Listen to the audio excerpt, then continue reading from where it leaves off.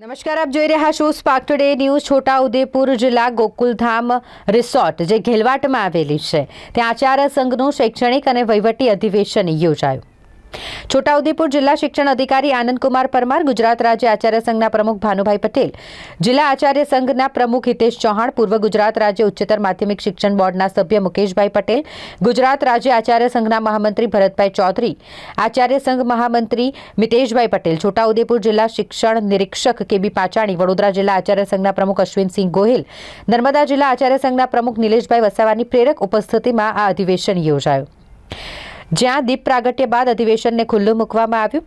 છોટાઉદેપુર જિલ્લા આચાર્ય સંઘ દ્વારા ઉપસ્થિત તમામ મહેમાનોનું સ્વાગત કરવામાં આવ્યું। આ પ્રસંગે છોટાઉદેપુર જિલ્લાના નિવૃત્ત થનાર અને થયેલા 3 આચાર્યો અને વિવિધ શાળાના આચાર્યના ધોરણ 10 અને ધોરણ 12ના 9 બાળકોને મોમેન્ટો અને શાલ ઉઠાડીને સન્માનિત કરાયા।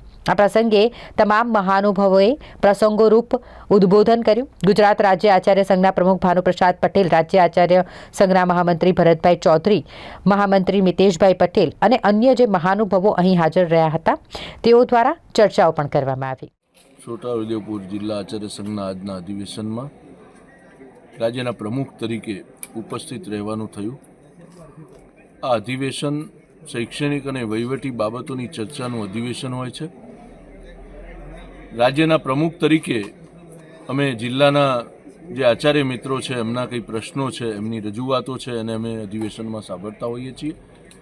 આખા વર્ષ દરમિયાન શૈક્ષણિક કેવા પ્રકારની પ્રવૃત્તિ શાળા કક્ષાએ કરી શકાય, નવી શિક્ષણ નીતિ જે આવી રહી છે એના સંદર્ભમાં આચાર્યોએ કેવી રીતે સજ્જતા થઈ શકે એના સંદર્ભમાં અધિવેશનમાં અમે ખુલ્લા મનથી ગોષ્ઠી કરતા હોઈએ છીએ અને આ રીતે એક જિલ્લા કક્ષાએ દર વર્ષે આવું અધિવેશન કરીને આચાર્યોની સજ્જતા કેવી રીતે થાય એ પ્રકારનું એક વહીવટી અધિવેશન, શૈક્ષણિક અધિવેશન અમે આજે યોજ્યું છે।